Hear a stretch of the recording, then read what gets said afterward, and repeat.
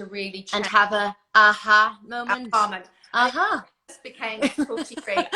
Well, we are waiting for that day. I know. We seriously are.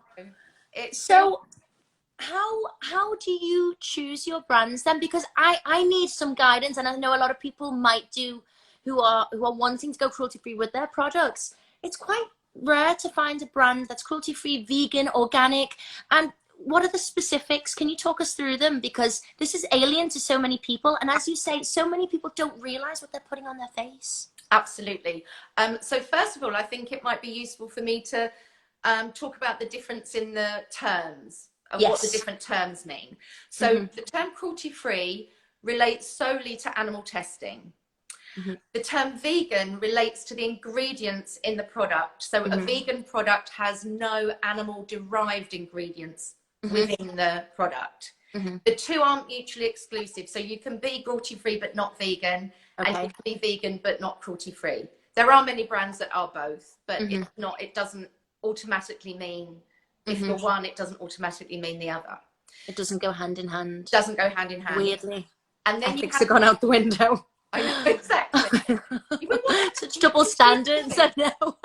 It makes life so much easier. It really would. And then you've got the terms organic and natural. A natural product is a product that contains naturally derived ingredients, so no harsh chemicals. And then the term organic just goes that step further, so that the ingredients have to be grown in the purest soil with no fertilizers, no pesticides, under very strict guidelines.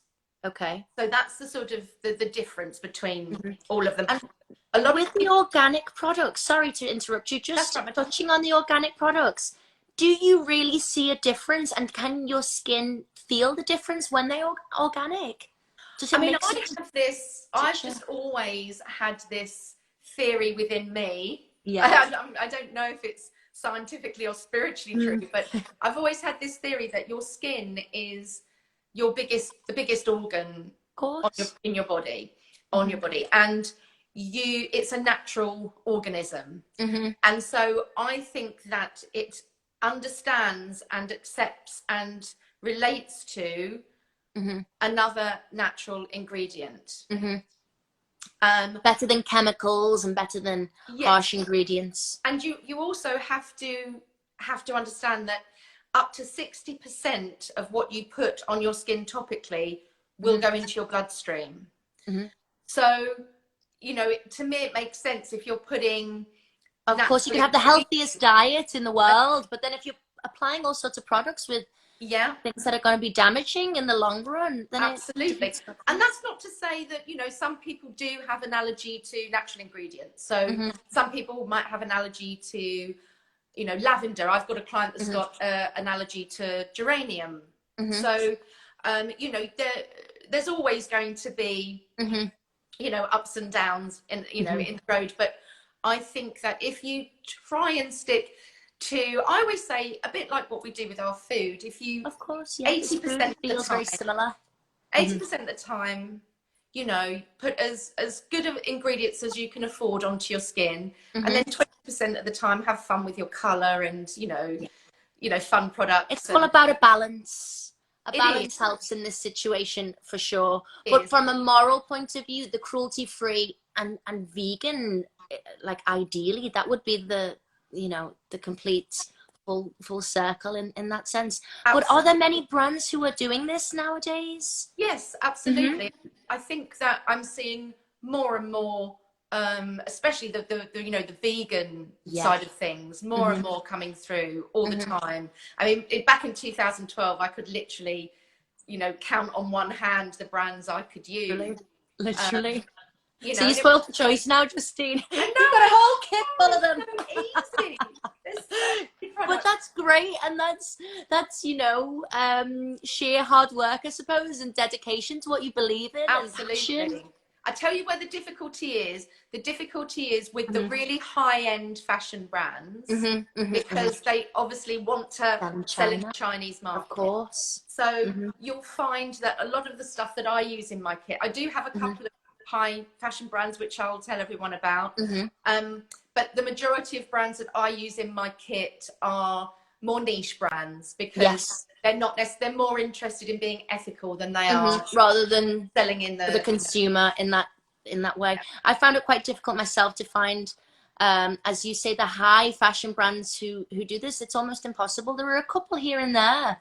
Yes. And then they had loopholes. What I found funny was we did not test on animals. We are completely cruelty free. But they had a little bit of a small print that says, unless a government decides otherwise. So they kind of give it over to the government and say, okay, do what you want to be able to sell it. Well, that's what 8 years ago, that's what I was finding all the time. The clever brand language that was disguising what was really going on. And that's what I really took umbrage to, because everybody, you know, everybody can make their own choices in life. Obviously, I'm really passionate about trying to help end animal testing in my industry. But other people might not be concerned about animals, might not be on their welfare. But I think everybody has the right to have transparency. Of course, and be straight and transparent, as you say. Exactly. And there was so much sweeping it under the carpet and so much clever brand language to actually try and confuse the consumer.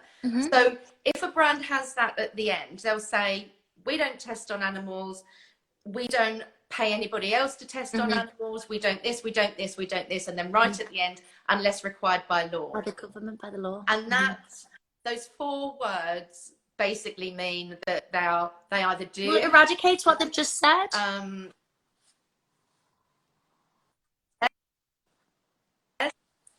Oh, are you there?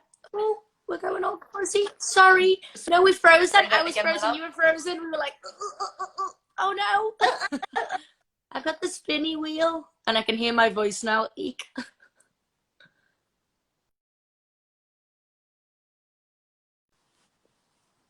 Oh.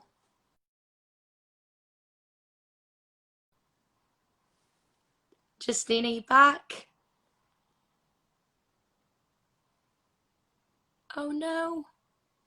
These virtual meetings. I can't hear you now. You can't hear me? Oh no. You can't see me, you can hear me? Go out and come back in.